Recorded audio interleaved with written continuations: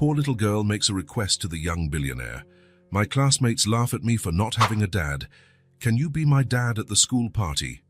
What happens next is unbelievable. The bell rang, announcing the end of another day at Rose Hill Elementary School. Children ran through the hallways, their voices echoing off the time-worn brick walls. Callie Morgan clutched her lilac backpack to her chest and waited for the wave of students to pass. Her light brown hair, tied in a simple ponytail, swayed as she walked with slow steps toward the exit. It had been a tough day, tougher than usual. Father and Child Day, Mrs. Johnson had announced, smiling at the class. Tomorrow is our annual party. Remember to bring your dads. Callie sank into her chair, trying to make herself invisible, but invisibility wasn't an option when you're 5 years old and the only kid in the class without a father to bring. Callie has no daddy, chanted Tommy Lewis during recess. His freckled face twisted into a mean smile. So Callie has no daddy. Other children joined in, forming a circle around her. Callie closed her eyes, wishing the ground would open up and swallow her.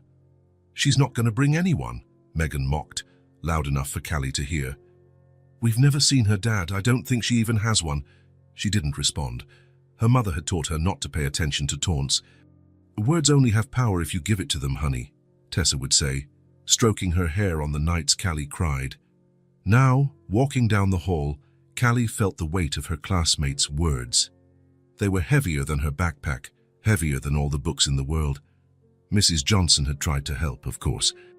All families are different, she explained to the class. Some have 2 dads, some have 2 mums, some have just a mum or just a dad, some have grandparents.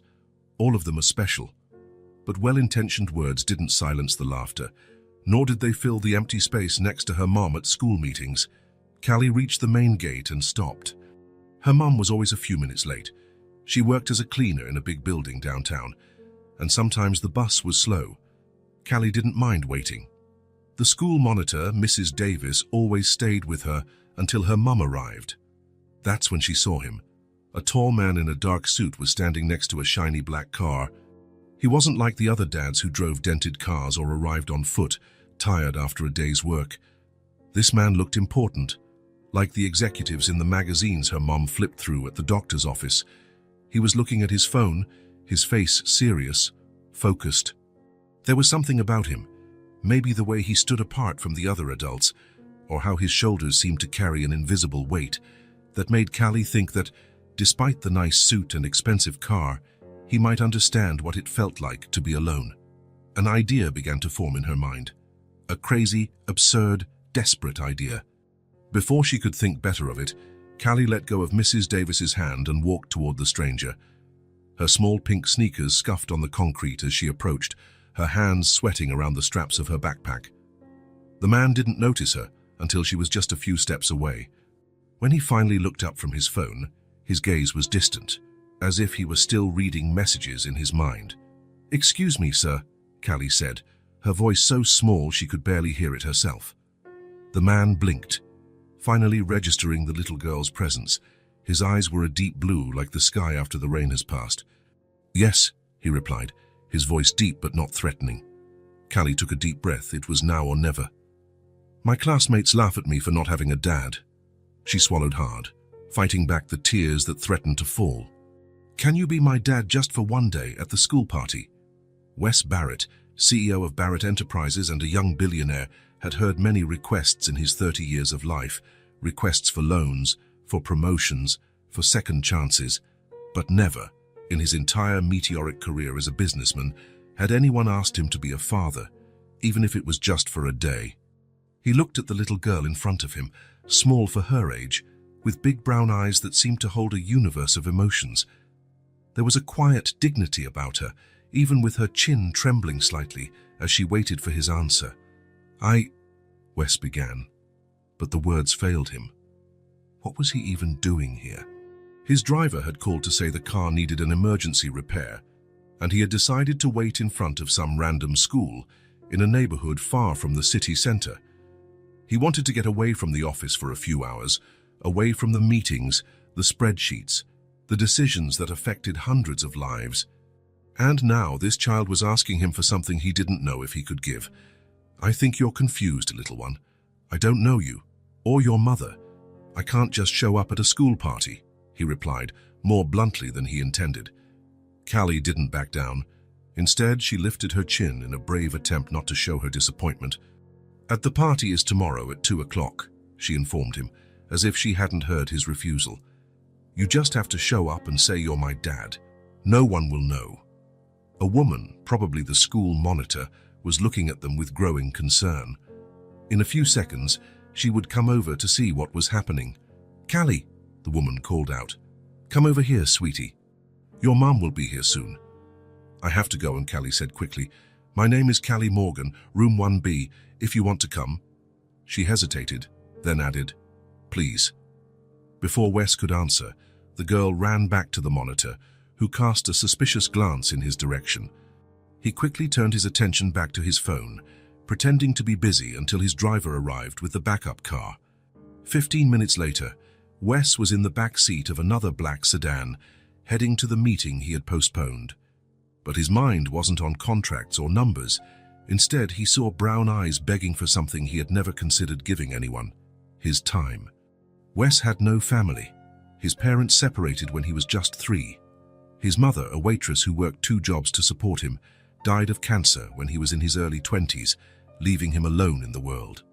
With only a promising idea and unwavering determination, Wes turned a garage startup into a tech empire. His meteoric rise to becoming a billionaire before 30 made him one of the most recognized faces in the business world, the personification of the American dream, the poor boy who never knew his father and changed his own destiny. Relationships, only professional ones. Friendships, superficial at best. Mr. Barrett, we've arrived, the driver informed him, interrupting his thoughts. The Barrett Enterprises headquarters rose majestically against the afternoon sky, 40 floors of glass and steel, a monument to his success, and somehow, for the first time, it felt empty. The rest of the day passed in a haze. Wes spoke when necessary, signed documents, made decisions. But a part of his mind kept returning to that moment at the school gate. Can you be my dad just for one day? How desperate did a child have to be to approach a stranger with such a request? What did she face daily to get to this point? That night, in his penthouse apartment, Wes poured himself a whiskey and walked to the window. The city sparkled below. Millions of lights, millions of interconnected lives. Somewhere in that urban vastness was a little girl named Callie Morgan, probably lying in her bed, already knowing that tomorrow she would face another day of teasing. Wes picked up his tablet and, almost without thinking, typed the school's name into the search engine. The official page appeared immediately: Rose Hill Elementary School, building the future of the community. A few clicks revealed the events calendar, and there it was: Father and Child Day, 2 p.m., school gym. It would be crazy, completely irrational. He had 3 important meetings scheduled for the next day. People were counting on his presence, on his decisions. But the image of those brown eyes wouldn't leave him. Wes picked up the phone and dialed his assistant. Margot, I need you to rearrange my schedule for tomorrow afternoon. Mr. Barrett. The surprise in her voice was evident. In 5 years of working together, he had never requested a last-minute change without a major reason. Personal commitment has come up in, he explained, knowing how strange it sounded. Wes Barrett didn't have personal commitments. Is there a problem, sir? No, Margot. In fact, it might be the exact opposite. After hanging up, Wes returned to the window. The whiskey in his glass remained untouched. For the first time in years, perhaps for the first time since becoming an adult, he was about to do something purely on impulse, not for strategy, not for calculation, not out of obligation. Can you be my dad just for one day? The words kept echoing. For some reason he couldn't explain, that simple sentence had pierced the armor he had built over decades. An unknown little girl, with a lilac backpack and eyes full of hope, had found a crack in the armor that not even his closest partners could penetrate. As he prepared for bed, Wes tried to convince himself he was just doing a good deed. The kind of gesture that would make a good story to tell at some charity dinner. Yes, I once helped a child in need. But deep down, He knew there was something more. There was something about that girl that touched Wes deeply. Maybe it was her hopeful eyes, or the courage to approach a stranger with such a sincere request, or maybe, on a level he could barely admit to himself, it was because he understood. He had also grown up without a father, facing the same questions, the same looks, the same taunts. The difference was that no one had shown up to hold his hand when he needed it most, just for one day. The words echoed in his mind. One day could mean so much to that child. One day could change something, even if it was small. One day that he, Wes Barrett, could give. It wasn't a calculated decision. It wasn't a strategic move. It was purely human, purely instinctive, something the young billionaire rarely allowed himself. Sleep was slow to come, and when it finally did, Wes dreamed of an elementary school, of laughing children, and of a small hand holding his as they walked through the playground together. The next morning, as his driver navigated the city traffic, Wes looked out the window with a strange sense of anticipation. He had chosen a less formal suit, opting for a navy blazer and grey slacks. More appropriate for a school party, he thought. "Where to, sir?" the driver asked. Wes hesitated for only a second. "Rose Hill Elementary School," he replied, the name feeling foreign on his tongue. "And cancel my appointments until the end of the afternoon." The driver nodded, showing no surprise. Years of service had taught him not to question his boss's destinations or decisions. As the car moved through the streets, gradually leaving the downtown skyscrapers behind for simpler neighborhoods, Wes wondered what he would say when he got there. How would he explain his presence? What if the girl's mother was there? What would happen when they found out he was a complete stranger? But above all these questions, one stood out. Why was he doing this? The answer remained hazy, but there was a growing certainty in his chest. For the first time in a long time, Wes Barrett was following not market logic, not business strategy, not the most efficient path, but something he barely recognized in himself, an impulse of the heart. Wes had the car stop across the street, watching the activity at the school gate. Fathers and children were arriving in a steady stream. Some men wore suits, coming straight from work. Others were in casual clothes, jeans and t-shirts with sports team logos. He took a deep breath, adjusted his shirt collar, and checked his watch. 2 o'clock sharp. With one last look in the rearview mirror, he got out of the car. Inside, Callie was waiting on a wooden bench in the main hallway. Her legs dangled without touching the floor, and with every new adult that entered, she craned her neck, her anxious eyes searching for a face she wasn't sure would come. "Callie Morgan." Mrs. Johnson's voice sounded gentle behind her. "Your mother called to say she's at work, but she'll come as soon as she can," she said, running a hand through the girl's hair. "Shall we go to the gym with the others?" Callie hesitated. If she went to the gym now, alone, everyone would see. Tommy and his friends were already there, each with their dads, proudly showing off the adults accompanying them. She could wait a little longer, give it one more chance. "Can I stay here just 5 more minutes?" she asked, her voice almost a whisper. Mrs. Johnson looked at the wall clock. 5 minutes, she agreed. "Then we have to go, okay?" Callie nodded, turning her attention back to the door. 4 minutes. 3. 2. The door opened, and for a moment the sun created a golden silhouette around a tall figure. Callie squinted, unsure. And then, he was there. Wes Barrett walked into the school hallway, completely out of place in his perfectly tailored navy blazer. His eyes scanned the room until they met hers. "Callie?" Her face lit up. In an instant, she jumped off the bench and ran to him. "You came!" she exclaimed, stopping a few feet away, suddenly shy. "I thought you wouldn't come." Wes knelt to be at her level, feeling the curious gaze of Mrs. Johnson from a distance. "I said I would, didn't I?" he replied with a half smile. For a moment, they just looked at each other, two strangers united by an unlikely promise. Then, in a gesture that surprised them both, Callie held out her hand. "The party has already started. We have to go to the gym." Wes took the small hand in his, and together they walked down the hall past Mrs. Johnson, who watched the scene with a puzzled expression. "Mrs. Johnson, this is my dad," Callie introduced, with a confidence that hadn't existed the day before. Wes extended his free hand. "Wes Barrett, a pleasure to meet you." "Jennifer Johnson," the teacher replied, shaking his hand. "I don't believe we've met at the parent meetings before. Unfortunately, my work commitments rarely align with school hours," Wes improvised. "But I'm glad I could be here today." Before the conversation could venture into dangerous territory, Callie pulled his hand. "Come on. I don't want to miss the sack race." The gym was decorated with colorful balloons and banners that read, "Happy Father and Child Day." Activity stations were scattered around the space, one for t-shirt painting, another for building with blocks, a makeshift track for the sack race, and an area with tables for snacks. When they entered, several heads turned. Callie walked with her head held high, her small hand firmly holding Wes's. She led him straight to the painting station.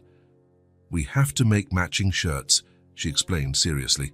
"It's a tradition." Wes watched the other fathers and children, all focused on painting white t-shirts with colorful paint. Some were drawing superheroes, others writing messages like "World's Best Dad." "What should we paint?" he asked, picking up a brush. Callie thought for a moment. "A star for you and a star for me," she decided, "because stars shine in the dark and are never alone in the sky."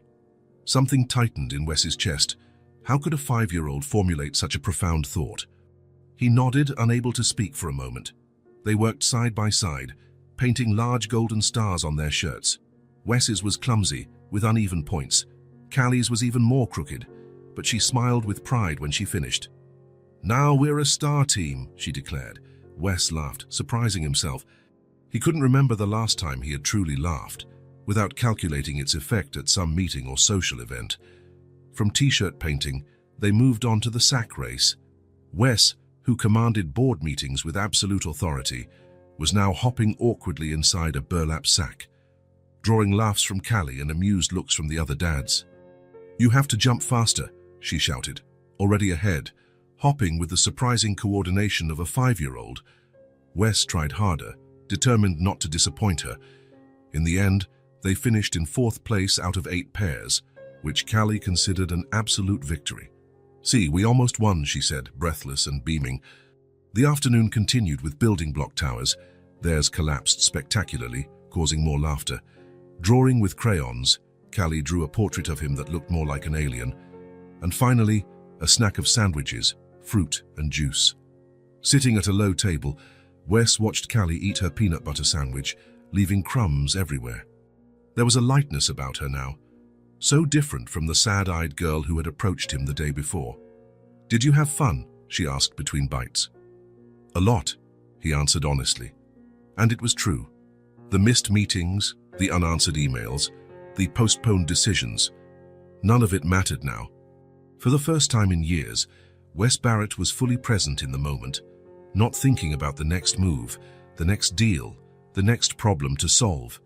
"Tommy said you weren't my real dad," Callie commented casually, looking at her juice box. "But I told him he was wrong." Wes felt a lump in his throat. "And what did he say after that?" "Nothing. He got quiet after you won the ring toss game," she smiled. "You threw it really far." A photographer hired by the school was circulating the event, capturing moments between fathers and children. When he approached them, Callie immediately straightened her posture. "Can we get a picture?" she asked the photographer, who nodded. Callie positioned herself next to Wes, as serious as if she were posing for an official portrait. "Smile," she instructed in a low voice. The flash went off once, twice. In the second photo, Wes put his arm around Callie's small shoulders, and they both smiled genuinely. "I'd like a copy of these," Wes said to the photographer. "Both of them, please." As the afternoon wore on, more activities were completed. At some point, Wes noticed he was being watched by a few mothers and a couple of fathers. Maybe they were wondering who the man in the expensive suit was that they had never seen before. Or maybe they just noticed how out of place he seemed, trying to fit into a world of simplicity and childish joy. But none of that mattered. The only opinion he cared about was that of the little girl who was now pulling him to the last activity. A circle dance that left Wes completely awkward, but made Callie roar with laughter. When the clock struck 4:30, Mrs. Johnson announced the end of the party. Parents and children began to say their goodbyes, collecting their creations and belongings. Callie and Wes walked to the main gate, each carrying their newly painted t-shirt. A school secretary handed him an envelope with the photos printed on the spot. "Thank you for coming," Callie said, her voice suddenly small again. "It was the best day." Wes knelt in front of her. "Thank you for inviting me," he replied, surprised by the sincerity in his own voice. Callie hesitated, then asked, "Can you come another day too?" The question hung between them. Wes knew he should say no. This was the deal. One day, just one. Coming back into her life would complicate everything. It would create expectations. It would open doors he didn't know if he could keep open. But looking into those hopeful eyes, remembering the pure joy of those hours, Wes Barrett, the billionaire who never made a decision without analyzing all the angles, answered with his heart. "Yes," he said, smiling. "So I'd like that very much." The smile that lit up Callie's face was worth more than any deal he had ever closed. She threw herself into his arms in an impulsive hug, and for a moment, everything in the world felt perfectly right. Separating, she asked, "Promise." "I promise," Wes replied, knowing that, for the first time in a long time, he was making a promise he was determined to keep, no matter the cost. Saturdays took on a new meaning for Wes Barrett. Before, they were just another day to work without the hassle of meetings, quiet hours in his penthouse office, analyzing reports and planning new acquisitions. Now they were days of parks, ice cream, and conversations with a 5-year-old girl who, in some inexplicable way, had become important in his life. 3 Saturdays had passed since the school party. On the first, Wes took Callie to the zoo. She had never seen an elephant up close, and was so amazed that she insisted on standing in front of the enclosure for almost an hour. On the second, they went to the movies to watch an animated film about robots with feelings. Callie ate popcorn until she felt sick, but assured him it was worth it. On the third Yom, a rainy day took them to the Science Museum, where she ran from exhibit to exhibit, absorbing everything with eager eyes. At each meeting, the routine was the same. Wes would pick Callie up from the door of the small apartment on the 2nd floor of a simple building. She would already be waiting, dressed and anxious, sometimes holding a drawing she had made especially for him. A woman, presumably her mother, would just give a quick wave from the partially open door, without introducing herself or making conversation. On their return, it was the same, a quick thank you, a closing door, and Wes would go back to his world of glass and steel, carrying memories of childish laughter and surprisingly deep questions. On the 4th Saturday, something changed. Wes stood in front of the worn brick building. The paint on the windows was peeling, and the entrance handrail was slightly crooked, but the place was clean and well kept, within the limitations of a working-class neighborhood. He checked the time, 9:30 a.m., precisely as they had arranged. He walked up the stairs to the 2nd floor and knocked on the door of apartment 2B. He heard quick, excited footsteps, Callie's certainly, and then an adult voice saying something in a low tone. The door opened, and for the first time, it wasn't Callie who greeted him, but a young woman. She was a few inches shorter than him, with brown hair tied in a simple bun. Dark circles marked her eyes, which were the same intense shade of brown as Callie's. She wore faded jeans and a light blue blouse, simple but impeccably clean. "Mr. Barrett," she asked, extending her hand. "I'm Tessa Morgan, Callie's mother." Wes shook her hand, noticing the calluses and slightly rough skin, hands that worked hard. "Wes, please," he replied. "It's a pleasure to finally meet you formally." "Likewise," Tessa said, without smiling. There was caution in her eyes, the natural reserve of a single mother facing the stranger who had inexplicably taken an interest in her daughter. "Callie is just finishing getting ready. Would you like to come in for a moment?" The invitation took Wes by surprise. On previous Saturdays, he hadn't crossed the threshold. He nodded and stepped into the small apartment. The space was compact but organized with precision. A small living room with a second-hand sofa covered by a colorful blanket. A coffee table with a stack of children's books. On the wall, drawings made by Callie, framed with colored cardboard. The kitchen was visible through a counter, small with old appliances but spotlessly clean. Coffee? Tessa offered, indicating a chair at the kitchen table. That would be great, Wes replied, sitting down. Tessa moved around the kitchen efficiently, like someone who knows every inch of the space. As the coffee maker worked, an uncomfortable silence hung between them. Callie has been talking a lot about you, Tessa finally said, breaking the silence. Apparently, you know all the names of the dinosaurs and why the sky is blue, Wes smiled. I had to look up the dinosaurs the night before, and the explanation about the sky was pretty simplified. Tessa placed a cup of coffee in front of him. There was no cream or sugar, and he didn't ask. Can I ask, she began, sitting across from him, why a man like you is spending his Saturdays with a 5-year-old girl? Most billionaires don't usually hang out at playgrounds or in ice cream lines. The question was direct, but the tone wasn't accusatory, just curious and perhaps slightly worried. Wes thought carefully before answering. The truth seemed like the only option. Callie approached me outside the school the day before the Father and Child Day. She asked if I could pretend to be her dad for a day. He watched Tessa's expression, looking for signs of shock or anger, but she just listened intently. I know it sounds strange, but something in that request, it moved me. I grew up without a father too. I know how hard it is. Tessa took a sip of her own coffee, her eyes never leaving his. So you showed up at the party, she concluded. Yes. The plan was just to go that one time, but when she asked if I could come back, Wes shrugged. I couldn't say no. Tessa nodded slowly, processing the information. Samaham. Callie's voice broke the moment as she ran into the kitchen, already dressed in jeans and a purple t-shirt with a unicorn on it. She stopped when she saw Wes. You already met my mum. Yes, we were just introducing ourselves, Wes replied, smiling at the girl. Are we going to the amusement park today? Callie asked, practically jumping with excitement. If your mother agrees, Wes replied, looking at Tessa. Tessa watched her daughter, noticing the sparkle in her eyes, the excitement that had been missing for so long. Then she looked at Wes, evaluating him. Be back by 5, she said finally. And not too much sugar. She gets impossible. Mom, Callie protested, but her smile was radiant.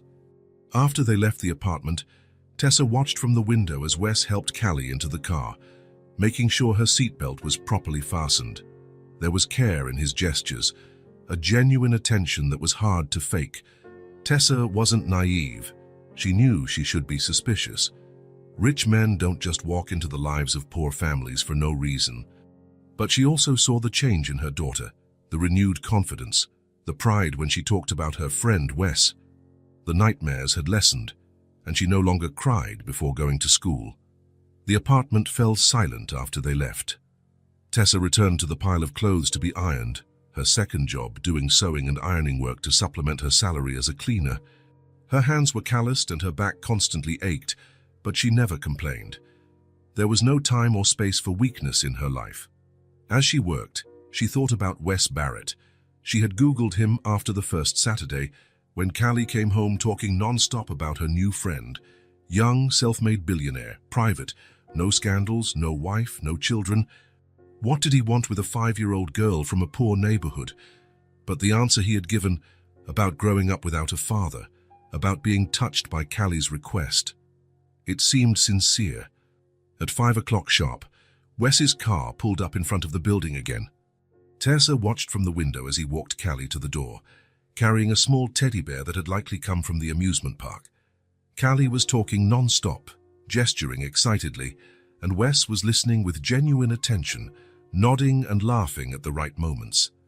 When they knocked on the door, Tessa opened it, and Callie immediately launched into recounting her adventures. Mum, we went on the roller coaster. Well, the little one, because Wes said the big one isn't for my age yet, but it was amazing anyway. And I won this bear at the ring toss, but Wes helped a little bit. Tessa smiled at her daughter, stroking her hair. Go put your things away, sweetie. I need to talk to Mr. Barrett for a minute. Callie looked between them, hesitant but obeyed, taking her new bear to her room. In the hallway, Tessa faced Wes directly. She's happy, she said simply. Happier than I've seen her in a long time. Wes nodded. She's an extraordinary kid. She is, Tessa agreed. Then, after a pause, next Saturday, Maybe you'd like to have dinner with us after your outing. Nothing fancy, just spaghetti and sauce. But Callie would like that. The invitation hung between them, heavy with meaning. It wasn't just a dinner. It was an opening, a reluctant attempt to let this stranger a little further into their lives. "I'd be honored," Wes replied, realizing he meant it. Tessa nodded, not smiling, but her eyes had softened. 7 o'clock. Then, as Wes walked down the stairs, he felt a strange lightness. Behind him, in a simple second-floor apartment, a tired mother was hugging an excited little girl, listening to stories about a perfect day. Two lives that were now somehow intertwined with his. Monday dawned grey, with heavy clouds promising rain. Wes arrived at the Barrett Enterprises headquarters earlier than usual. He liked the silence of the building before the flood of executives, analysts and assistants invaded the halls with the buzz of business and ambition. 6:30 in the morning. The main lobby was still empty, except for the security guards who greeted him with respect. He nodded back, heading for the private elevator that would take him straight to the 40th floor, the top of the building, where his office occupied half the space. The meeting with the Japanese investors was scheduled for 9, and he wanted to review the numbers one last time. The acquisition of the solar technology network was important, not just for the immediate profit, but for the direction it would give the company in the coming years. The elevator rose smoothly. Wes adjusted his tie, thinking about how he would explain the change in strategy to the board. Some of the more conservative members wouldn't look kindly on investing in sustainable energy. To them, Barrett Enterprises should stick to the financial and real estate sectors, where profits were predictable. But Wes had other plans. Maybe it was the time spent with Callie, listening to her innocent concerns about polar bears and forests, or maybe it was just a clearer vision of the future. Either way, he was determined to direct at least 30% of the company's investments into green technologies over the next 5 years. The elevator stopped on the 35th floor. The doors opened, revealing a partially lit hallway. Strange. This floor housed the legal department, and rarely did anyone arrive before 8. Wes hesitated, about to press the button to continue up, when he noticed movement at the end of the hall. A figure in a grey uniform was pushing a cleaning cart, the janitorial staff, probably. On impulse, he held the elevator door and stepped out. He would walk through the 35th floor and take the regular elevator later. A surprise inspection always kept everyone on their toes. The hallway smelled of cleaning solution, a subtle citrus scent. The marble floor gleamed under the lights that turned on automatically with his movement. As he walked, he could hear the soft hum of a vacuum cleaner in one of the meeting rooms. Reaching the open door, Wes stopped. With her back to him, a woman was meticulously vacuuming under the long conference table. Her brown hair was covered by a hairnet, and she moved with the efficiency of someone who knows her job well. There was something familiar about her. The way she moved, the posture of her shoulders. As if sensing his presence, the woman turned off the vacuum and turned around. Her eyes widened in recognition and shock. His probably mirrored the same expression. "Tessa?" She remained motionless for a moment, then straightened her shoulders. "Mr. Barrett." The silence that followed was thick, filled with unasked questions. Wes tried to process the information. Tessa, Callie's mother, working as a cleaner in his building. For how long? How had he never noticed her before? "You work here," he said finally. A statement, not a question. "For 3 years," Tessa replied, her voice calm but tense. "The night shift, from 4 to 10, the outsourced cleaning company placed me in this building." Wes nodded slowly, absorbing the information. That's why she always looked tired. She worked from the early morning, probably slept a few hours during the day while Callie was at school, and then took care of her daughter in the afternoon and evening, and she still did extra sewing and ironing jobs, as she had casually mentioned during dinner the previous Saturday. "I didn't know," he said. "There was no way you could know," Tessa replied, turning the vacuum back on. "We have orders to finish before the executives arrive." Wes stood there, not sure what to say or do. The dynamic between them had changed drastically. He was no longer just the rich man who had happened to enter her daughter's life. Now he was her employer, indirectly, but an employer nonetheless. "I need to finish the floor by 7. Tessa said, her voice professional. "Can I help you with something, Mr. Barrett?" The formality stung more than Wes expected. "No, I was just walking through," he replied, feeling out of place. "Carry on with your work." He left the room, heading to the elevator with quick steps. As he rode up to his floor, a strange feeling washed over him, part guilt, part anger at himself. How had he never noticed the people who kept his empire running? How many others like Tessa worked in the shadows, invisible to him, and everyone who occupied the luxurious offices? The day passed in a blur. Wes conducted the meeting with the Japanese investors on autopilot, his body present, but his mind repeatedly returning to the image of Tessa cleaning the floor he walked on every day. At 10 in the morning, when he should have been in the board meeting, Wes went down to the basement where the maintenance and cleaning department was located. The supervisor, a middle-aged man named Harris, became visibly nervous seeing the CEO show up unannounced. "Mr. Barrett, is there a problem with the cleaning on your floor?" "No, Harris. Everything is impeccable, as always," Wes replied. "Actually, I want some information about an employee, Tessa Morgan." Harris frowned, pulling out a tablet. "Morgan? Yes, he outsourced from CleanPro, has been with us for 3 years and 2 months. Is there a problem with her?" "On the contrary, I want to know about her working conditions." For the next 20 minutes, Wes heard about the hours, wages and benefits, or lack thereof, of the outsourced employees. He found out that Tessa earned just slightly above minimum wage, with no proper health insurance, no paid vacation, no security or prospect of advancement. "She's never complained," Harris added, as if that were the highest praise. "Always punctual, always efficient." Wes left the department with a new resolve. He couldn't change Tessa's situation directly, without drawing undue attention to her, but he could change the system that kept her in that position. At the end of the afternoon, after hours of meetings and calls, Wes asked Margot, his assistant, to find Tessa before she left the building. The conversation had to happen. There was no avoiding it. At 10:15 p.m., Tessa entered his office, still wearing her grey uniform, now covered by a simple coat. Her face showed the fatigue of a long shift, but her eyes held the dignity Wes had noticed before. "You wanted to see me," she said, not making it a question. Wes indicated a chair, but Tessa remained standing. "I'd rather stand." "What is it?" "Is Callie okay?" "Callie is fine, as far as I know," Wes replied. "I wanted to talk about what I found out today." Tessa crossed her arms. "There's nothing to talk about. I work here. You own the building. A coincidence? It's not just a coincidence, Tessa. You've been cleaning the floor where my office is every morning for 3 years, and I never noticed. And why would you?" The question wasn't bitter, just realistic. People like you rarely notice people like me. We're part of the infrastructure, like the plumbing or the electrical wiring. You only notice when something doesn't work. Wes absorbed the blow, recognizing the truth in her words. "I want to change that," he said, "not just for you, but for all the outsourced employees." Tessa tilted her head, sizing him up. "What exactly does that mean?"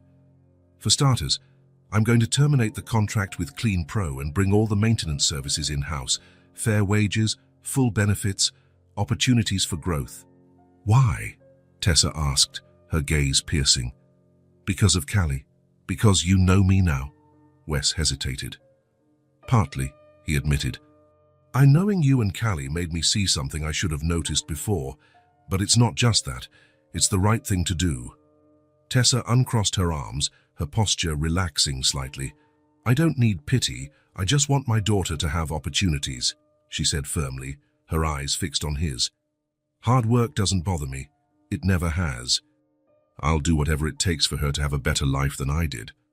There was pride in her voice, and a determination that Wes deeply admired. This was not a woman asking for help or favors. This was a warrior protecting her daughter's future. "It's not pity," he assured her. "It's respect." Tessa studied his face for a long moment, then gave a barely perceptible nod. "So I do what you think you have to do with your company," she said. "But I don't want special treatment. If I'm going to keep working here, it will be for the same reasons as before. Because I do a good job and because I need the paycheck. Understood. She turned to leave, then paused with her hand on the doorknob. And what about Callie? What happens now? Wes hadn't considered that aspect. How would this change his relationship with the girl? Nothing changes, he replied. If you agree, I'll continue visiting her on Saturdays. This has nothing to do with work. After a moment's hesitation, Tessa nodded. She would be devastated if you disappeared now. Then she left, closing the door softly behind her. In the following weeks, Wes put his promise into practice, though more discreetly than he had initially planned. Instead of a grand corporate announcement, he implemented gradual changes that wouldn't draw specific attention to Tessa. First, the cleaning crew received new equipment, lighter, more efficient vacuums, less toxic products, more ergonomic carts. Small improvements that made the work less strenuous. Then, without fanfare, he reviewed the policy for hiring third-party contractors, stipulating minimum conditions that companies had to offer their employees, including basic health insurance and safe transportation for those working the graveyard shift. In a board meeting, he presented a plan to progressively internalize the maintenance and cleaning services, arguing with cold hard numbers about efficiency and talent retention. The board approved, unaware of the true motivation behind the proposal. For Callie, anonymous gifts began to arrive at school, advanced children's books that Wes knew she would love, an educational tablet with math and science games, professional quality art supplies. When Tessa asked her daughter about the gifts, Callie just smiled and said, "Mrs. Johnson said they came from donors for kids who are good at science."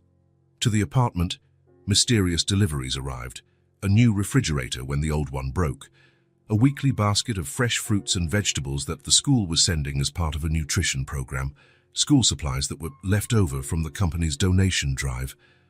Wes knew he couldn't do this indefinitely. Tessa was too observant not to notice, and indeed on a Thursday night, after a month of these small interventions, his phone rang. "I know what you're doing," Tessa said without preamble when he answered. Wes didn't try to deny it. "And it bothers you." "I don't want charity." "It's not charity," he replied. "Consider it an investment in the future." "Whose future?" Her voice was challenging, but there was no real anger in it. "Callie's, yours, mine." There was a long silence. "Why?" she asked finally, her voice softer. Wes considered several elaborate answers, logical justifications for his actions, but in the end he opted for the simple truth. "Because you matter to me." Another silence, this one more thoughtful. "The new fridge is too big for the kitchen," Tessa said finally. "And the fruit baskets are overkill. Nobody eats that much mango." Wes smiled, understanding what she wasn't saying. "I'll adjust that. And Wes," she rarely called him by his first name, "I'm not trying to fix your life. I just want to be part of it." The echo of her own words, returned to him with sincerity, made something tighten in his chest. "Thank you," was all he could manage to reply. The following Saturday, when Wes arrived to pick up Callie, Tessa greeted him with a cup of coffee, black, just how he liked it.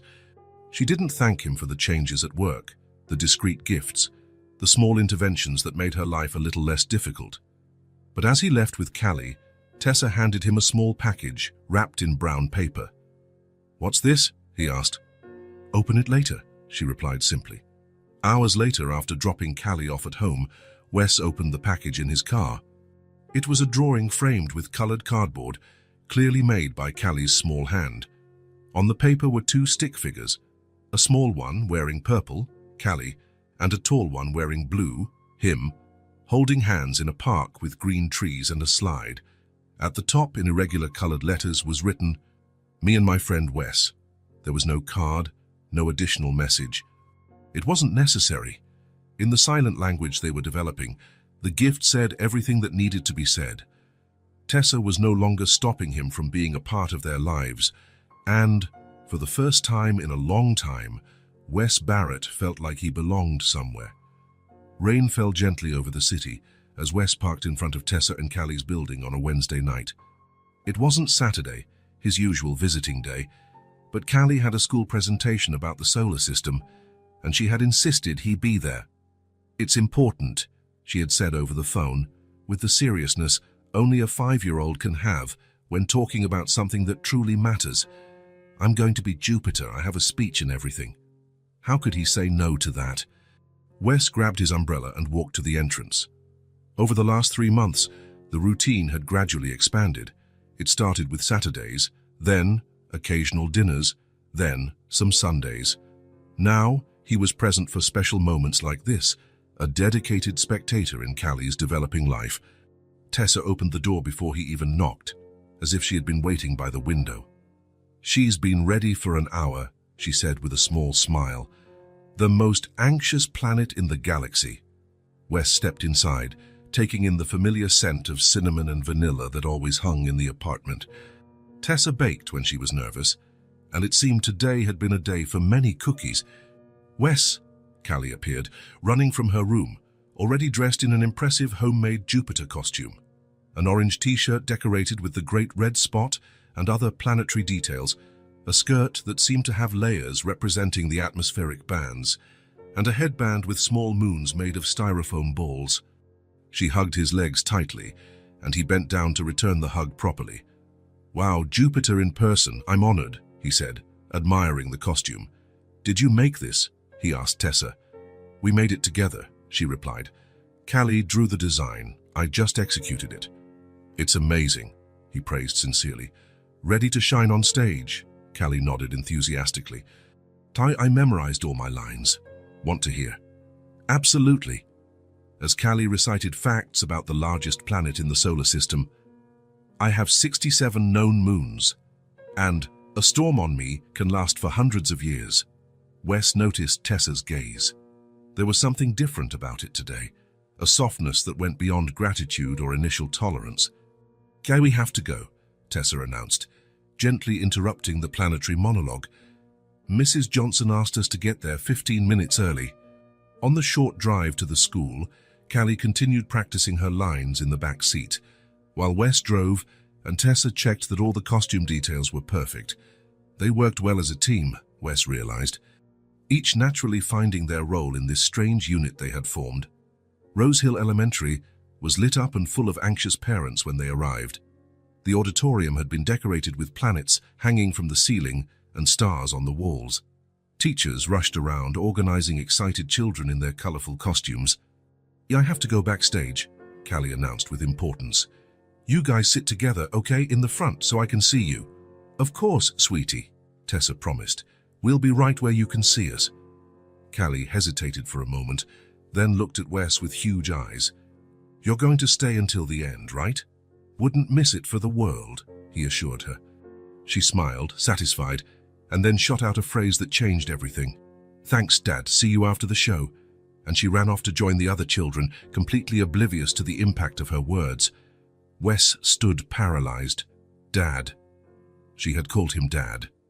It wasn't forced, it wasn't rehearsed, it came out naturally, as if it were the most normal thing in the world. He looked at Tessa, who seemed equally surprised. "She's never—" Wes began. "No," Tessa confirmed softly. "That's the first time." They found seats in the second row, exactly where Callie could see them. Wes sat down, still processing what had just happened.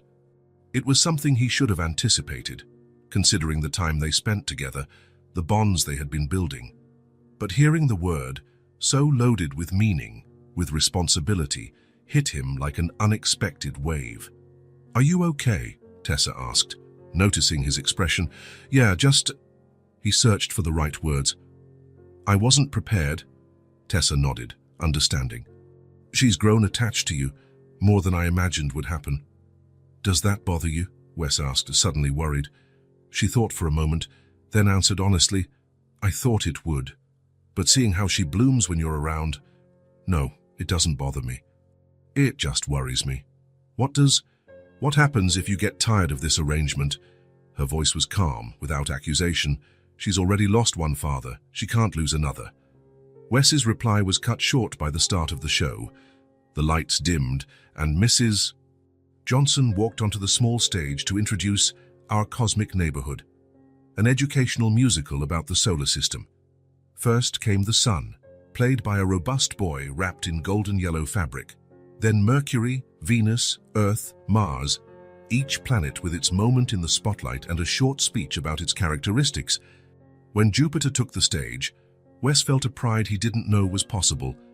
Callie walked with confidence, spinning slowly to show the colorful bands of her costume, and then recited her lines perfectly without hesitating once. When she finished, she looked directly at where Wes and Tessa were sitting and smiled, a smile as radiant as the sun who had just sung the opening number. In the applause that followed, Wes realized he was smiling so much his cheeks hurt. Beside him, Tessa clapped enthusiastically, a mother's pride evident in every line of her face. The presentation continued, moving through Saturn, Uranus, Neptune, and finally, the dwarf planet Pluto, who received extra applause for his emotional line about still being part of the family, even if I'm different. The finale was a grand cosmic dance, with all the planets revolving around the sun, while singing about the harmony of the universe. When the lights came up, Callie ran to them, still beaming with post-performance adrenaline. "Did you see? I said everything right, and I wasn't even nervous." "You were incredible," Wes said, genuinely impressed. "The best Jupiter of all time." "Of all the solar systems," Tessa added, hugging her daughter. Callie looked at them both, her eyes shining. "Can we get ice cream to celebrate?" Tessa glanced at Wes. It was already late for a 5-year-old, but special occasions deserved exceptions. "Just today," she agreed, "but a small one." The ice cream shop near the school was almost closing, but the owner, used to the post-school event rush, welcomed them with a tired smile. Callie chose a strawberry ice cream with chocolate topping and ate it as if it were the best thing in the world, recounting every moment of her performance over and over. Back at the apartment, it was already past bedtime.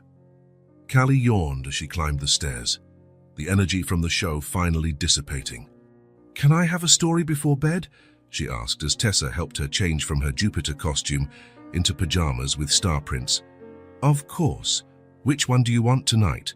Tessa asked. Callie looked at Wes, who was standing in the doorway of the small bedroom. "I want Dad to tell it." There it was again, that word. This time, however, it was direct, intentional. Not a casual slip, but a choice. Tessa and Wes exchanged a look, a silent conversation passing between them. "If he wants to," Tessa replied finally. Wes sat on the edge of the bed as Callie snuggled under the covers. "What story would you like to hear?" "One about Jupiter," she decided. "But with a princess." Improvising, Wes told the story of a princess who lived on one of Jupiter's moons, watching the planet's great storms and dreaming of one day visiting it. The princess built a special ship and, after many adventures, managed to navigate through the gas rings, discovering that the Great Red Spot was actually a portal to a magical world. Callie fell asleep before the end, her face relaxed, a small smile on her lips. Wes tucked the blanket around her and, on impulse, lightly kissed her forehead. "Good night, little Jupiter," he whispered. In the living room, Tessa had made tea. 2 steaming cups were waiting on the coffee table. It was late, and they both knew they should say goodbye, but something in the atmosphere, the emotion of the evening, the word "Dad" still echoing between them, called for a conversation. Wes sat on the sofa, accepting the cup Tessa offered. "You're a good storyteller," she commented, sitting in the armchair opposite him. "Do you have practice?" He smiled. "None. But I've improvised a lot in business meetings. It's not that different." They sipped their tea in a comfortable silence for a few moments. "About what?" Callie said. Wes began finally. "You don't have to be her father," Tessa interrupted gently. "I understand if this is too much." Wes considered the statement, searching for the honest answer within himself. "It's not that it's too much," he said slowly. "It's that I'm afraid of not being enough." Tessa tilted her head, an invitation for him to continue. "I never had a role model," he explained. "My father left when I was very young. I don't know how to be that." "Nobody knows at the beginning," Tessa replied. "Believe me, I didn't know how to be a mother either. I still don't know half the time. But you're amazing with her." "Because I don't have a choice," Tessa said, placing her cup on the table. "When you're the only person a child has in the world, you just find a way." Wes absorbed her words, recognizing the truth in them. I got pregnant young, Tessa continued, her voice low, looking at her own hands. Her father left me as soon as he found out. He wanted nothing to do with it. I managed with what I had. Wes watched how she spoke without self-pity, just stating facts. This woman's strength never ceased to amaze him. Didn't your family help? He asked. What family? She smiled humorlessly. I grew up in foster care. I aged out of the system at 18, trying to build my life. I met Callie's father 6 months later. He was charming, said all the right things. When I found out I was pregnant, he showed who he really was. Wes felt a wave of anger toward this unknown man, this ghost who had abandoned two such extraordinary people. I thought about not having the baby, Tessa admitted, her voice even lower. For a moment, I thought I couldn't do it. But then, I decided I would be different from the adults in my life. I wouldn't abandon someone who depended on me. The silence that followed was thick with respect. Wes realized he was witnessing a rare vulnerability. Tessa Morgan was not someone who shared her story easily. Thank you for telling me, he said finally. She shrugged. You have a right to know, considering you're becoming a part of her life. Of your lives, Wes corrected softly. Tessa nodded, accepting the correction. And you, she asked. How did a boy without a father become Wes Barrett, the billionaire? Wes smiled at the characterization. Determination. Luck. A few key people who believed in me at the right time. More than that, Tessa insisted. He sighed, realizing she deserved the same honesty she had offered. Anger, probably, he admitted. I wanted to prove something to the world. To my father, wherever he was. To my mother, who worked herself sick. To myself. And did you prove it? I built all of this, he said, making a vague gesture that encompassed his success. But you know what's strange? Before I met Callie, before you, I never stopped to appreciate it. I was always chasing the next deal, the next acquisition, as if what I already had wasn't enough. And now I realize how empty my life was, he replied honestly. I had everything and nothing at the same time. Tessa nodded, understanding perfectly. There was no need for more words. They both knew that emptiness, though they had arrived at it from completely different paths. You don't have to decide anything tonight, she said, referring to the title Callie had given him. About being or not being, what she wants you to be. I already am, Wes replied with simplicity. It's not something I decide. It's something that happened. The fear was still there, the fear of not knowing how, of not being good enough, of eventually disappointing Callie. But along with it was something stronger, the determination to try, to be present, to learn. Just promise me one thing, Tessa asked, her eyes meeting his. If at any point you realize you can't continue, tell me first. Not her. We'll find a way to explain it, to soften it.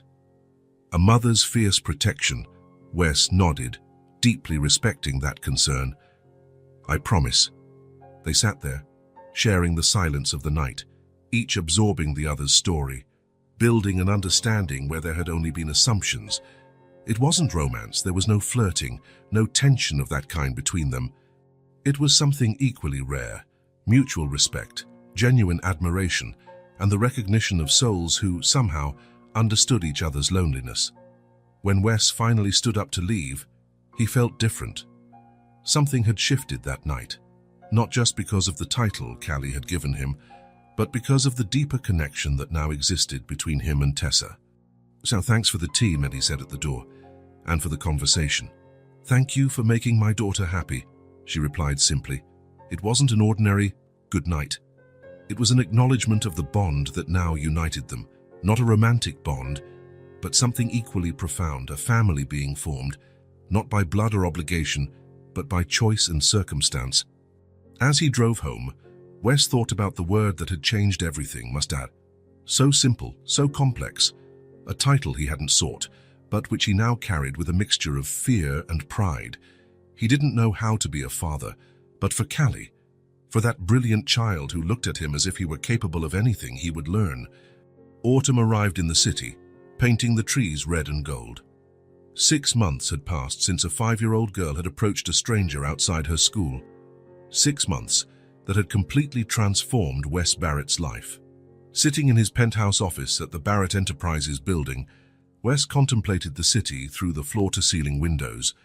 He had just cancelled his Saturday appointment with Callie, the third in a row.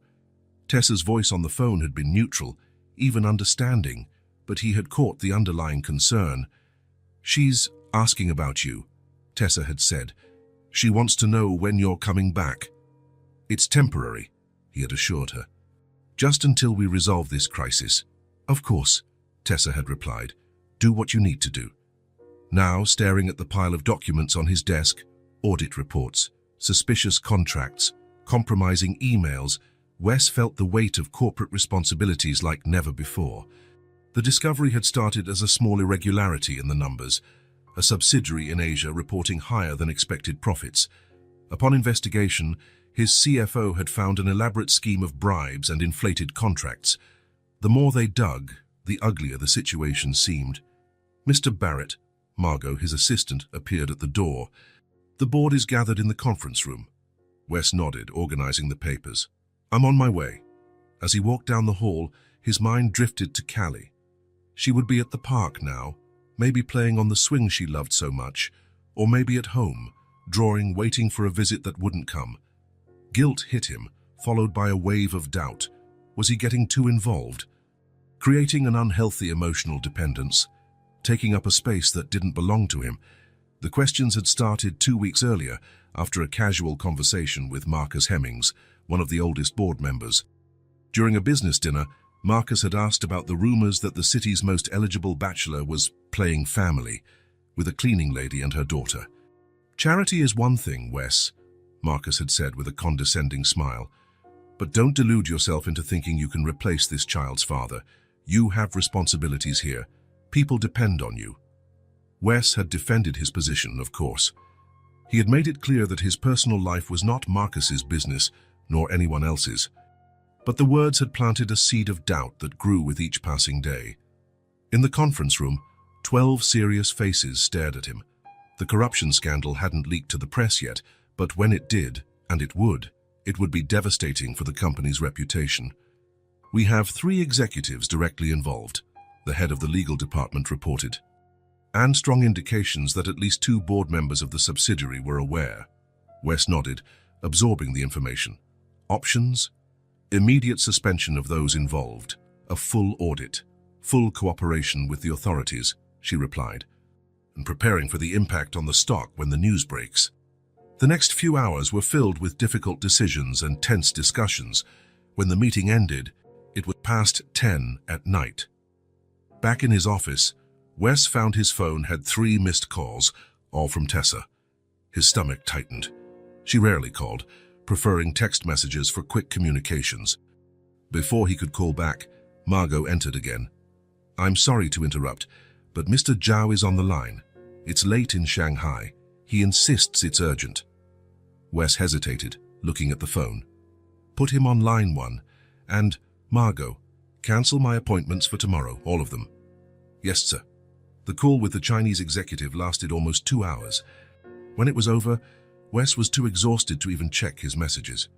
He lay down on the sofa in his office, promising himself he would call Tessa in the morning. But the morning brought new crises. The press had gotten wind of the scandal. The company's stock began to fall. The board demanded his constant presence, his leadership, his full attention. The days turned into a week. A week became 2. The Saturdays with Callie, the dinners with Tessa, the bedtime stories, all were swallowed by the avalanche of corporate problems.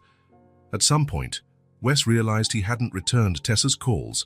He hadn't properly explained his absence. Just quick messages, vague promises that he would be back as soon as he could. In the 3rd week of the crisis, as the waters finally began to calm, Wes woke up with a painful clarity. He was doing exactly what he feared most. He was disappearing from Callie's life, just as his own father had disappeared from his. That morning, in the meeting with the executives, he was distracted. His mind wandered to the small apartment across town, to the little girl who now called him Dad. "Wes." The voice of Sarah, his CFO, brought him back to reality. "Do you agree with the strategy?" He looked at her, then at the other faces around the table. "Pardon me," he said, shifting in his chair. "I need a moment." Leaving the room, Wes walked to his office and closed the door. He needed to call Tessa. He needed to explain, to fix things, but when he picked up the phone, he felt paralyzed. What would he say? That the company was more important, that he was having doubts about his role in their lives? No explanation seemed adequate. As he hesitated, Margot knocked on the door. "I'm so sorry to interrupt, but Mr. Hemmings is here with the public relations team. The press conference has been moved up to an hour from now." Wes sighed, putting the phone back on his desk. "I'll be there in a minute." And so another day passed without contact. In Tessa's small apartment, Callie looked out the window, her chin resting on her hands. She had spent the morning like this, watching the street, waiting for a black car that didn't appear. "Honey, come and eat," Tessa called from the kitchen. "I made pancakes, your favorite." Callie didn't answer immediately. When she finally turned around, her eyes lacked their usual sparkle. "He's not coming today either, is he?" Tessa's heart ached. 3 weeks without visits. 3 weeks of empty promises and vague explanations. "He's busy with work, Callie. Adults sometimes have big problems to solve." "Oh, but he always came before, even when he was busy," Callie argued, her voice small. "Does he not want to be my daddy anymore?" Tessa swallowed hard, choosing her words carefully. "Wes cares a lot about you. I'm sure he'll come as soon as he can." But with each passing day, Tessa herself felt the doubt growing. It wasn't just the visits that had stopped, but also the calls, the messages. It was as if Wes Barrett had reconsidered his involvement and opted for a gradual withdrawal. She had seen the news, of course. She knew about the scandal at his company, the investigations, the accusations. But she also knew that a 2-minute phone call to explain the situation wouldn't be impossible. Not even for the busiest man in the world. "I'm not hungry," Callie said, turning away from the window.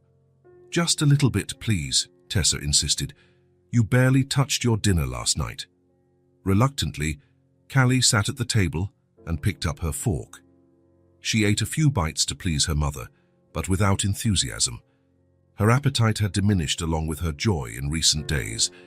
Tessa watched her daughter with growing concern. Callie had always been a vibrant child, full of energy and curiosity. Now she was quiet, withdrawn. The laughter that once filled the apartment had become rare. "How about we go to the park today?" Tessa suggested, trying to cheer her up. "We can take bread for the ducks." "I don't want to," Callie replied, pushing her plate away. "Can I go to my room?" Tessa nodded, watching as the girl walked away, dejected. The void Wes had left was palpable, like a hole in the fabric of their lives. Tessa realized, with a mixture of sadness and anger, how dependent they had become on his presence. Part of her wanted to hate him for it, for coming into their lives, making himself necessary and then disappearing. But another part understood the pressures he faced, the magnitude of the problems at his company. The next morning, Callie woke up with a slight fever. Her normally bright eyes were dull and she complained of a headache. "I don't want to go to school," she murmured, huddled under the blanket. Tessa sat beside her, placing a hand on her forehead. It was warm, but not alarmingly so. "Okay, you can stay home today. I'll call Dr. Patterson." The doctor could see them late in the afternoon. After a thorough examination, he frowned, confused. "Physically, I don't see anything concerning," he told Tessa in a low voice, while Callie flipped through a magazine in the waiting room. "The fever is low, her lungs are clear, her throat is normal. It could be a mild virus, but, Tessa prompted. "But she seems emotionally withdrawn. Has something happened? Any stress at school, a change at home?" Tessa hesitated, then briefly explained about Wes and his sudden withdrawal. The doctor nodded, understanding. Children often manifest physical symptoms when they are emotionally distressed. The fever might be real, but the cause could be more psychological than viral. "What can I do?" Tessa asked, feeling helpless. "So keep her comfortable, monitor the fever, and then maybe it's time for a frank conversation about her relationship with this man." Tessa thanked him, but as she left the office, she knew that any frank conversation would only make things worse. How do you explain to a 5-year-old that the man she had started to see as a father simply had other priorities? At home, Callie lay on the sofa, hugging the teddy bear Wes had given her months ago. She seemed smaller and more fragile, lost in thoughts she couldn't express. "Want me to read you a story?" Tessa offered, sitting beside her. "I want the story about the king of the blue planet," Callie replied in a low voice. "The one Dad tells." Tessa felt a lump in her throat. "I don't know that one, sweetie. Can you tell it to me?" But Callie just shook her head, hugging the bear tighter. That night, after Callie finally fell asleep, Tessa stared at her phone for long minutes. She had tried calling Wes several times in the past weeks, always going to voicemail. Her texts received brief and increasingly sparse replies. Maybe it was time to accept reality. Wes Barrett had moved on. The family experiment was over. Better to cut ties now, before Callie got even more attached. But then she remembered the look in his eyes when he told Callie stories, the way they laughed together, sharing jokes only they understood. The drawing the girl had made, proudly hanging on the wall, "Me and my friend Wes." With trembling fingers, Tessa typed one last message, short and direct. "She misses you." She sent it before she could change her mind and put the phone aside, not expecting a reply. Wes was in his car, driving home after another exhausting day, when the message arrived. 3 simple words that hit him with the force of a freight train. "She misses you." He pulled over to the side of the road, staring at the phone screen. The guilt he had been trying to ignore exploded in his chest. What was he doing? How could he let corporate pressures push him away from the 2 people who mattered most in his life? Without a second thought, he changed direction. The car clock read 10:37 p.m. when he parked in front of the familiar building. Too late for a visit, but he couldn't wait until morning. He took the stairs 2 at a time and knocked lightly on the door. A few moments later, Tessa opened it, surprise written on her tired face. "Wes." "Sorry about the time," he said, his voice hoarse. "I need to see her." Tessa hesitated for only a second, then opened the door wider. "She's asleep, but—" She gestured down the hall. "You can come in." The apartment was quiet and partially dark, only a small lamp lit in the living room. Wes immediately noticed the dark circles under Tessa's eyes, the tension in her shoulders. "How is she?" he asked, keeping his voice low. "Sick," Tessa replied simply. "Physically, nothing serious. Emotionally." She left the sentence unfinished, but her look said it all. Wes felt the weight of his absence like never before. "Tyler, can I see her?" Tessa nodded, leading him to the small bedroom. Callie was asleep, her face flushed from the low fever, her hair spread across the pillow. She was hugging the teddy bear tightly, as if afraid it too might disappear. Wes sat carefully on the edge of the bed, watching her breathe. How could he have stayed away? How could he have let anything, even a corporate crisis, separate him from this child who had become so important in his life? As if sensing his presence, Callie's eyes slowly opened. For a moment, she seemed confused, as if she couldn't believe what she was seeing. Then recognition and joy lit up her feverish face. "Daddy?" she whispered, her voice small and hoarse. "You came back." Wes felt unexpected tears burn his eyes. "I'm back," he confirmed, taking her small, warm hand. "I'm sorry it took so long." Callie squeezed his fingers with surprising strength. "I missed you so much," she murmured, her eyes already heavy with sleep again. "I missed you too," Wes replied, emotion making it hard to speak. "I'm never going to disappear from your life again." A small smile touched Callie's lips before she drifted back to sleep, still holding his hand tightly. Wes remained there, motionless, feeling the weight of the promise he had just made. It was not a light promise, nor one made in the heat of the moment. It was a commitment that would redefine his priorities, his life. From the doorway, Tessa watched the scene in silence, her own heart torn between hope and caution. Part of her wanted to believe his words. Another part feared that in the next crisis, he would disappear again. But for now, on that quiet night, with the moon shining through the bedroom window, there was peace. The emptiness that had taken over the house in recent weeks had been filled again by the presence of this man who, in some inexplicable way, had become essential in their lives. And whether that peace would last or not, Only time would tell.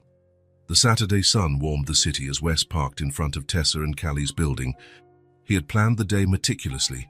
First the toy store Callie mentioned so often, then lunch at her favorite restaurant, and finally an afternoon at Central Park, a perfect day for an important conversation.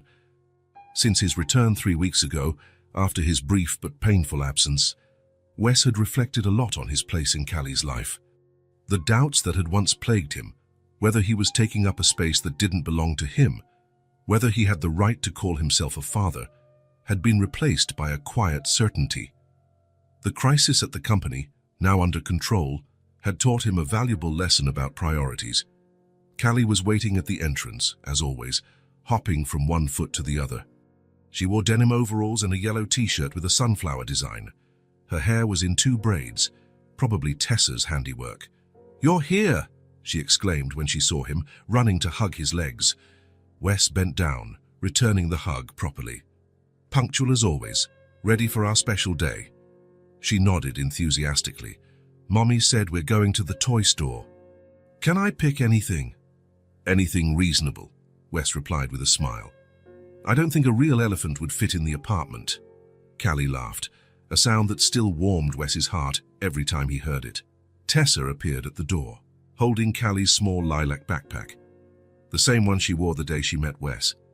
"There's a jacket in there in case it gets colder later," she explained, handing the backpack to Wes. "And some snacks. Oh, and the motion sickness medicine, if you guys go on any spinning rides." Wes took the backpack, noticing how Tessa seemed more rested lately. Since he had returned and reorganized his time, delegating more responsibilities at the company, setting clear boundaries between work and personal life, a new stability had settled into their lives. "Don't worry," he assured her. "We'll have a quiet day." Something passed between them, a silent understanding, a restored trust. Tessa smiled slightly and waved to Callie. "Have fun, sweetie, and don't ask for anything outrageously expensive." "Okay, Mommy."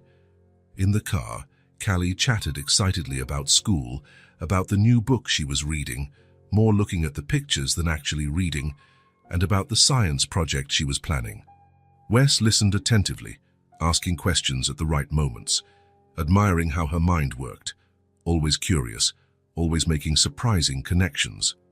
The Wonder World Toys store occupied 2 floors of a building in the shopping district. As soon as they entered, Callie's eyes widened at the explosion of colors, sounds, and possibilities. "Where do we start?"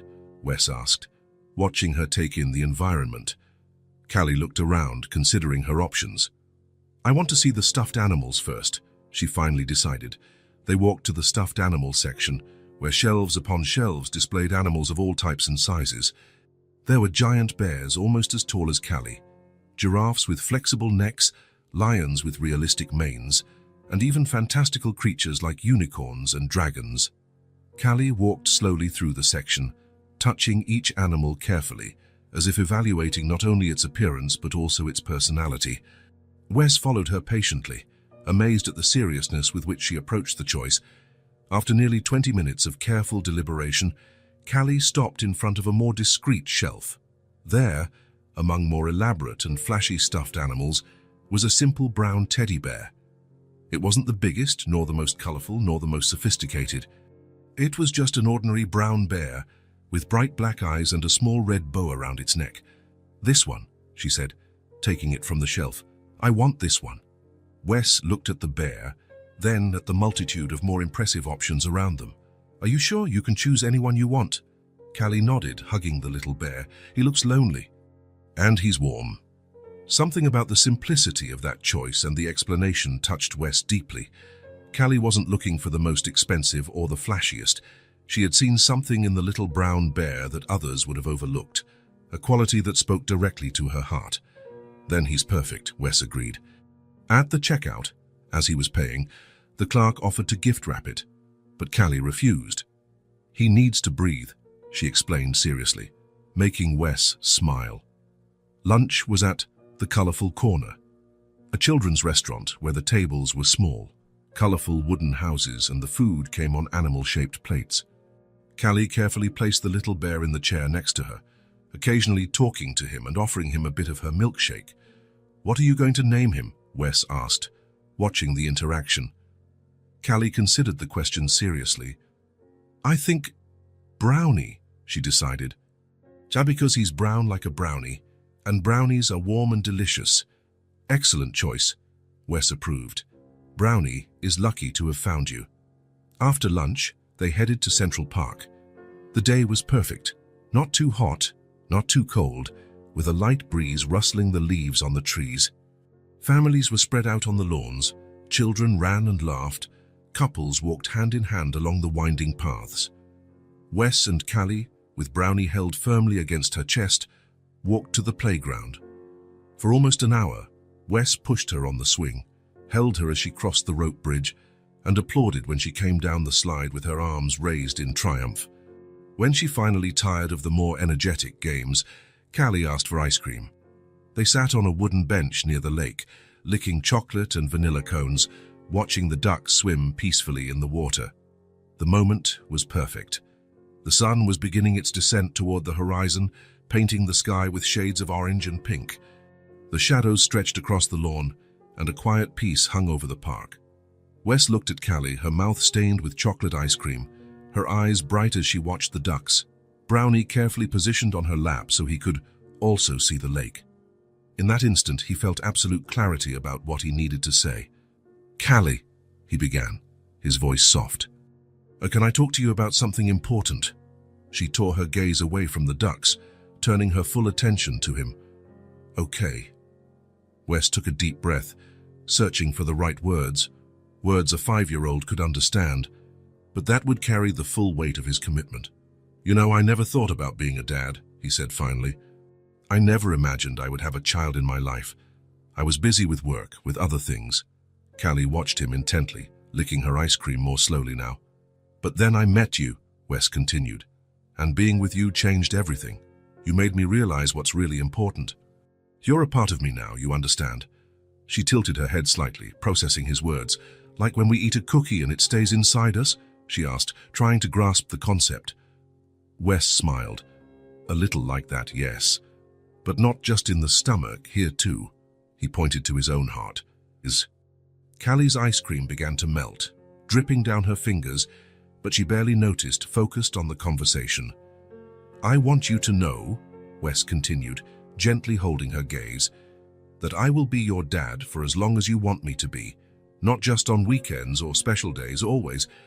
Something in Callie's eyes shone with understanding. Without warning, she dropped the rest of her ice cream into the trash can next to the bench and threw herself into a hug, almost knocking Brownie over in the process. The little bear was squeezed between them, a silent witness to that moment. "I want you to be my dad forever," she whispered against his chest. "Forever and ever and ever."